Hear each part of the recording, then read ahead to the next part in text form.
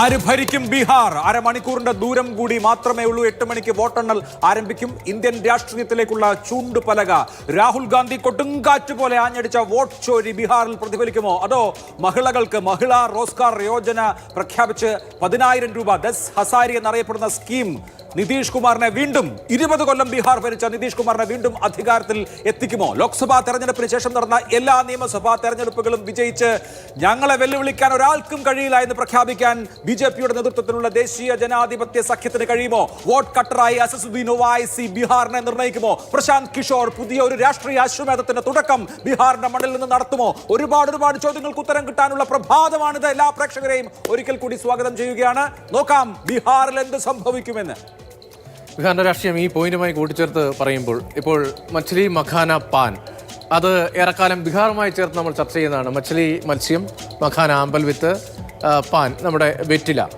8,000 കോടി രൂപയാണ് പ്രതിവർഷം ബീഹാറിലെ ഈ 3 മേഖലയുമായി ബന്ധപ്പെട്ട ബിസിനസ് അതിൻ്റെ ടേൺ ഔട്ട് കണക്കാക്കുന്നത്. 8,000 കോടി രൂപയുടെ ഇടപാട് നടക്കുന്നുണ്ട്. ഇപ്പോൾ സീമാഞ്ചൽ മേഖല, മിഥിലാഞ്ചൽ മേഖല, അതീവ കുഗ്രാമങ്ങൾ എന്ന് വിശേഷിപ്പിക്കാൻ കഴിയുന്ന ഗ്രാമീണ മേഖല, അർദ്ധപട്ടിണിക്കാർ, പട്ടിണിക്കാർ ഉൾപ്പെടെ ഇപ്പോഴുമുള്ള മേഖല, ആ മേഖലകളുടെ അവരുടെ ജീവിത മാർഗമാണ് ഈ 3 കാര്യങ്ങൾ. അപ്പോൾ നേരത്തെ അഭിലാഷ് സൂചിപ്പിച്ച പോയിന്റോട് ആഡ് ചെയ്യാൻ കഴിയുക, ഇപ്പോൾ വോട്ട് ചോരി വലിയ തോതിൽ പ്രചാരണ വിഷയമാക്കുന്നു. ദേശീയ തലത്തിലും ബീഹാറിൻ്റെ പൊതുരാഷ്ട്രീയത്തിലും പട്നയിലും വലിയ റാലികളിലുമെല്ലാം കോൺഗ്രസ്, രാഹുൽ ഗാന്ധി ഉൾപ്പെടെ. അതേസമയം തന്നെ ഈ മിഥിലാഞ്ചൽ മേഖലയും സീമാഞ്ചൽ മേഖലയിലെയും ഒക്കെ അന്നത്തെ മാതൃഭൂമിയുടെ അടക്കം നമ്മുടെ സംഘത്തിൻ്റെ അടക്കം റിപ്പോർട്ടുകൾ പരിശോധിക്കുമ്പോൾ ഇവിടെയെങ്കിലും ഇതേക്കുറിച്ച് കാര്യമായി ഒന്നും പറഞ്ഞിട്ടില്ല. അവിടുത്തെ പ്രധാന പ്രശ്നം, അവിടുത്തെ അടിസ്ഥാന പ്രശ്നമാണ്. അത് മച്ചിലിയും മഖാനയും പാനുമാണ്. കുളങ്ങൾ നവീകരിക്കാൻ എന്ത് ചെയ്യുന്നു? ഹാച്ചറികൾക്ക് വേണ്ടി എന്ത് ചെയ്യുന്നു? കൃഷിക്ക് എന്തൊക്കെ സഹായം ചെയ്യുന്നു? നിതീഷ് കുമാർ സർക്കാർ വിശദീകരിക്കുന്നത് കർഷകരെ താങ്ങാൻ, ഉയർത്താൻ ഞങ്ങൾ ചെയ്ത പദ്ധതികൾ ഇതാ, അവയാണ് അവിടെ ചർച്ച ചെയ്യപ്പെട്ടത്. അപ്പോൾ അനൂപ്, ദേശീയ തലത്തിൽ ഇങ്ങനെ പലതും പ്രചണ്ഡമായ പ്രചാരണമൊക്കെ നടക്കുമ്പോൾ, ഇപ്പോൾ ഓട്ടോരി ഉൾപ്പെടെയുള്ള പ്രചണ്ഡ പ്രചാരണങ്ങളൊക്കെ നടക്കുമ്പോൾ, യഥാർത്ഥ ഗ്രാമങ്ങളിലെ യാഥാർത്ഥ്യം കൂടി ഈ തെരഞ്ഞെടുപ്പിൽ ചില മേഖലകളിലെങ്കിലും പ്രകടമാക്കപ്പെട്ടിട്ടുണ്ട്. ഈ മഖ്ലി മഖാന പാൻ ഉൾപ്പെടെ എന്തൊക്കെ വിഷയങ്ങൾ അടിത്തട്ടിൽ ഒരു പക്ഷേ പ്രതിഫലിക്കുന്നുണ്ടാകാം ഈ തെരഞ്ഞെടുപ്പിൽ വോട്ടെണ്ണലിലേക്ക് കടക്കുമ്പോൾ?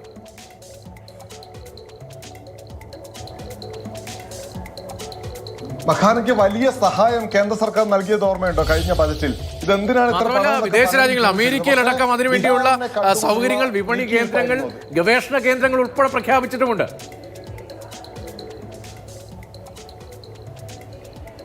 അതെ, പ്രഖ്യാപിച്ചിട്ടുണ്ട്. പക്ഷേ ഇതിലൊരു കുഴപ്പം, ഇതൊക്കെ വമ്പൻ പ്രഖ്യാപനമാണ്.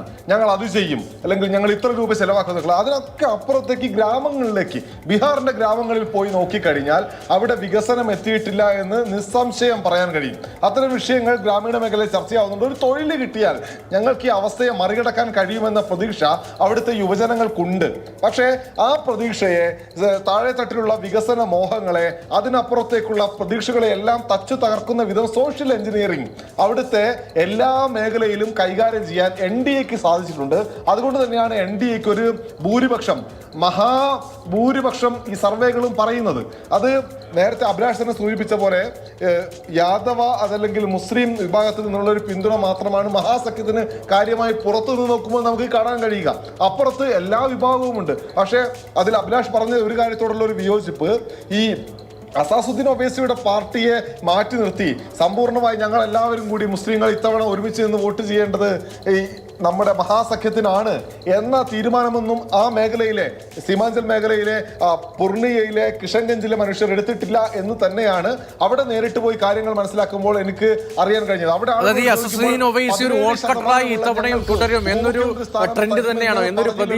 ഉള്ളത്. ഇപ്പോൾ കഴിഞ്ഞ തവണ സീമാഞ്ചൽ മേഖലയേറ്റ കനത്ത തിരിച്ചടിക്ക് കാരണം അസസുദ്ദീൻ ഒവൈസിയുടെ വലിയ സാന്നിധ്യമായിരുന്നു. 5 സീറ്റ് വിജയിക്കാൻ കഴിഞ്ഞുള്ളെങ്കിലും ആ 5 മഹാഗഠബന്ധനെ സംബന്ധിച്ച് വലിയ തിരിച്ചടിയായിരുന്നു. ഇപ്പോഴും ആ പ്രസക്തി ഉണ്ടോ? അപ്പോൾ ഇത്തവണയും വോട്ട് കട്ടറായി മാറുമോ?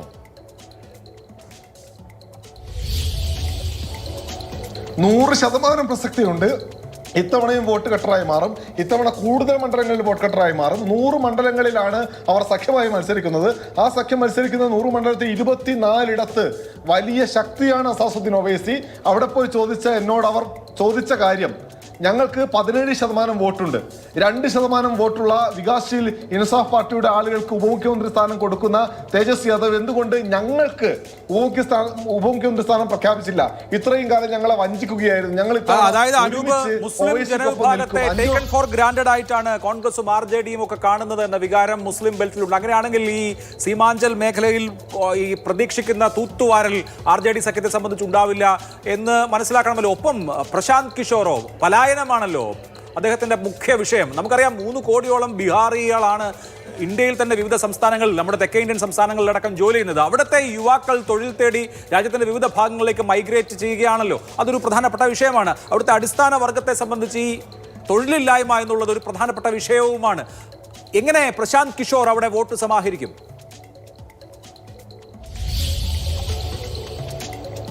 പ്രശാന്ത് കിഷോർ വലിയ തോതിൽ വോട്ട് പിടിക്കും. അത് സീറ്റുകളുടെ എണ്ണം ഒരുപക്ഷെ നമ്മൾ കാണുമ്പോൾ 20, 30, 50 ഒന്നും ഉണ്ടാവില്ല. പക്ഷേ വോട്ട് ശതമാനം പ്രശാന്ത് കിഷോറിന് ലഭിക്കും.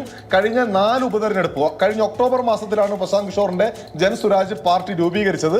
അതിനു മുൻപ് 2 വർഷം അദ്ദേഹം ബീഹാറിലെ ഗ്രാമങ്ങളിൽ സഞ്ചരിച്ച് ജനങ്ങളോട് സംസാരിക്കുന്നുണ്ടായിരുന്നു. അത് കഴിഞ്ഞ് ഒക്ടോബറിൽ പാർട്ടി പ്രഖ്യാപിച്ച് നവംബർ മാസം 4 മണ്ഡലങ്ങളിൽ ഉപതെരഞ്ഞെടുപ്പ് നടന്നു. ആ 4 മണ്ഡലങ്ങളിലും ചേർത്ത് 14% വോട്ട് പിടിക്കാൻ ജൻസുരാജ് പാർട്ടിക്ക് കഴിഞ്ഞു. 3 മണ്ഡലങ്ങളിൽ മെച്ചപ്പെട്ട പ്രകടനമായിരുന്നു, 2 മണ്ഡലങ്ങളിൽ അതിഗംഭീര പ്രകടനമായിരുന്നു. 30,000-ഓളം വോട്ട് പിടിക്കാൻ കഴിഞ്ഞു. 2 മണ്ഡലങ്ങളിൽ മഹാസഖ്യത്തിന്റെ സ്ഥാനാർത്ഥികൾ പരാജയപ്പെടാൻ കാരണം ജനസുരാജ് പാർട്ടി പിടിച്ച വോട്ടാണ്. ഒരു മണ്ഡലത്തിൽ BSP സ്ഥാനാർത്ഥി BJP സ്ഥാനാർത്ഥിയോട് പരാജയപ്പെട്ടത് വെറും 2,000 വോട്ടിനാണ്. അവിടെ 6,000 വോട്ട് ജനസുരാജ് പാർട്ടി പിടിച്ചിരുന്നു.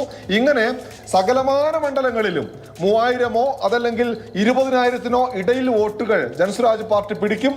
46 മണ്ഡലങ്ങളിൽ 5,000-ന് താഴെ മാത്രം വിജയമാർജിനുള്ള ഒരു സംസ്ഥാനമാണ് ബീഹാർ എന്ന് നമ്മൾ ഓർക്കണം. കഴിഞ്ഞ തവണത്തെ റിസൾട്ട് അതാണ് കാണിക്കുന്നത്. ആ ഇടത്തേക്കാണ് ജനസുരാജ് പാർട്ടി വന്ന് ഈ അതൃപ്തരായ ആളുകളുടെ, ഇപ്പോഴത്തെ സർക്കാരിൽ അതൃപ്തരായ RJDയിൽ അതൃപ്തരായ ആളുകളുടെ വോട്ട് പിടിക്കാൻ പോകുന്നത്.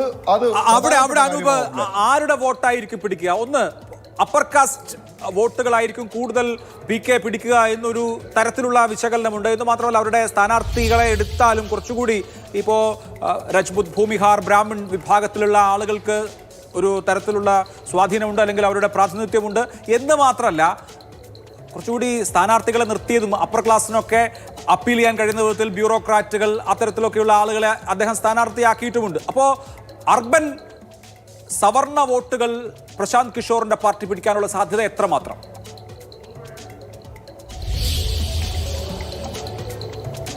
അർബൻ വോട്ടുകൾ പിടിക്കും, വലിയ തോതിൽ പിടിക്കും. അത് മാത്രമല്ല, നമ്മൾ ഈ പ്രശാന്ത് കിഷോറിന്റെ പരിപാടികളൊക്കെ കാണുമ്പോൾ, കിഷൻഗഞ്ചിലാണ് ഞാൻ പ്രശാന്ത് കിഷോറിനെ കണ്ടത്. അവിടെ വഴിയിലൂടെ പ്രശാന്ത് കിഷോർ വരുമ്പോൾ ആ പരിപാടിയിൽ പങ്കെടുത്ത 90% യുവജനങ്ങളാണ്. 90%. RJDയുടെ പരിപാടിയിലോ NDAയുടെ പരിപാടിയിലോ ഒന്നും നമുക്ക് ആ വലിയ ആൾക്കൂട്ടം അത്ര വലുതല്ല. പക്ഷേ വന്ന ആളുകളിൽ മഹാഭൂരിപക്ഷവും യുവജനങ്ങളാണ്. ഇതൊന്നാമത്തെ കാര്യം. രണ്ടാമത്തത്, നിതീഷ് കുമാർ വലിയ വികസന നായകനാണ്. അവിടെ പണ്ട് 5 മണിക്ക് ശേഷം പുറത്തിറങ്ങാൻ കഴിയില്ലായിരുന്നു. ഇതൊക്കെ പഴയ കാര്യങ്ങളാണ്, പുതിയ കാര്യമല്ല. 20 വർഷമായി ഒരു സംസ്ഥാനം ഭരിക്കുന്ന മുഖ്യമന്ത്രിയുടെ നാട്ടിൽ അവിടെ അംഗനവാടിയില്ല, അവിടെ റോഡില്ല, സ്കൂളുകളിൽ കുട്ടികൾ ഇപ്പോഴും പോകുന്നില്ല. ഇത്രയും മോശമാണ് അവസ്ഥ. അപ്പൊ 20 വർഷം ഞങ്ങളെ ഭരിച്ച ആൾ മോശമാണ് എന്ന അഭിപ്രായം വലിയ വിഭാഗത്തിനുണ്ട്. അങ്ങനെ നിതീഷ് കുമാറിന് വിശ്വാസം നഷ്ടപ്പെട്ട ആളുകൾ സാധാരണഗതിയിൽ ആ വോട്ട് നേരെ പോകേണ്ടത് പ്രതിപക്ഷത്തിനായിരുന്നു. പക്ഷേ അവർക്കിപ്പോൾ ഒരു ഓപ്ഷൻ ഉണ്ട്, അവർക്കിപ്പോൾ മെച്ചപ്പെട്ട ഒരു ഓപ്ഷൻ ഉണ്ട്. അത് പ്രശാന്ത് കിഷോറാണ്. മെച്ചപ്പെട്ട ഓപ്ഷൻ ആകുമ്പോൾ ഒരു ക്ലാരിറ്റി കൂടി അവിടെ വേണ്ട. ഇപ്പോൾ ജാതി സമവാക്യമാണ് ബീഹാറിലെ തിരഞ്ഞെടുപ്പിൽ എപ്പോഴും ഒരു പ്രധാനപ്പെട്ട ഘടകമായി മാറുക. ജാതി പിന്തുണയില്ലാതെ, ഈ സമവാക്യങ്ങൾ ഒത്തുവരാതെ, ഇപ്പോൾ സോഷ്യൽ എഞ്ചിനീയറിംഗ് എന്നൊക്കെ നമ്മൾ വിശേഷിപ്പിക്കുന്ന തരത്തിൽ ആ ഇക്വേഷൻ ഒത്തുവരാതെ ബീഹാറിൽ ഒരു വലിയ നേട്ടമുണ്ടാക്കൽ അത്ര എളുപ്പമല്ലല്ലോ. ഇപ്പോൾ പ്രശാന്ത് കിഷോറിന് അങ്ങനെ ഒരു ജാതി സമവാക്യത്തിന്റെ പിന്തുണയില്ലല്ലോ. അപ്പോൾ ബീഹാറിന്റെ റിയാലിറ്റിയിൽ അത് പോസിബിൾ ആണോ?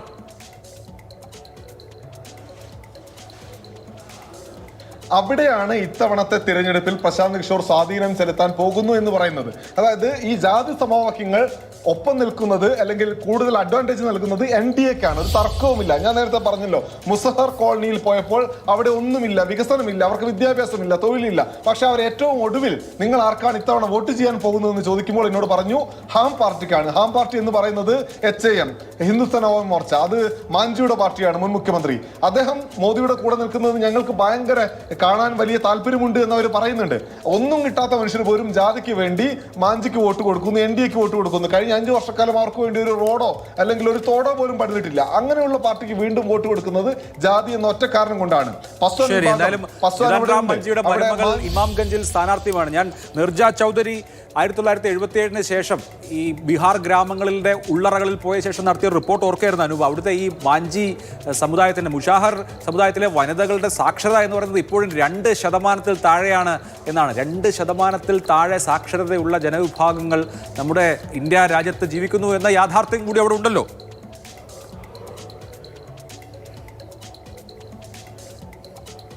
അതെ അതെ, വളരെ പ്രധാനപ്പെട്ട കാര്യമാണത്. ഈ മുസഹിർ വിഭാഗം എന്ന് പറയുന്നത് ബീഹാറിലെ ഏറ്റവും പിന്നാക്കം നിൽക്കുന്ന മനുഷ്യരാണ്. അവരുടെ ഈ കോളനിയിലേക്ക് മറ്റു വിഭാഗത്തിലുള്ള ആളുകൾ പോകുന്നത് തന്നെ കുറവാണ്. അവിടെ കണ്ട ഒരു കാഴ്ച, ഒരു അംഗനവാടിയുണ്ട്. ആ അംഗനവാടിയിൽ മാസത്തിൽ 1-2 തവണ മാത്രമേ ടീച്ചർ വരുള്ളൂ. അംഗനവാടി എന്ന് പറയുന്നത് വെറുതെ കുട്ടികൾക്ക് പാഠം പറഞ്ഞു കൊടുക്കാൻ വേണ്ടി മാത്രമല്ല, ഭക്ഷണം കൊടുക്കാൻ വേണ്ടി കൂടിയുള്ളതാണ്. ആ ഭക്ഷണവും ഉണ്ടായി കൊടുക്കുന്നില്ല. ഇത്രയും മോശമാണ് അവസ്ഥ. പക്ഷെ അവർ വോട്ട് ചെയ്യുന്നത് കഴിഞ്ഞ 5 വർഷം അവർ തെരഞ്ഞെടുത്ത് ഭരിക്കാൻ ഏൽപ്പിച്ച NDAക്ക് തന്നെയാണ്. അതാണ് ഇന്ത്യൻ രാഷ്ട്രീയത്തിലെ വലിയ വൈപരീത്യം എന്ന് പറയുന്നത്.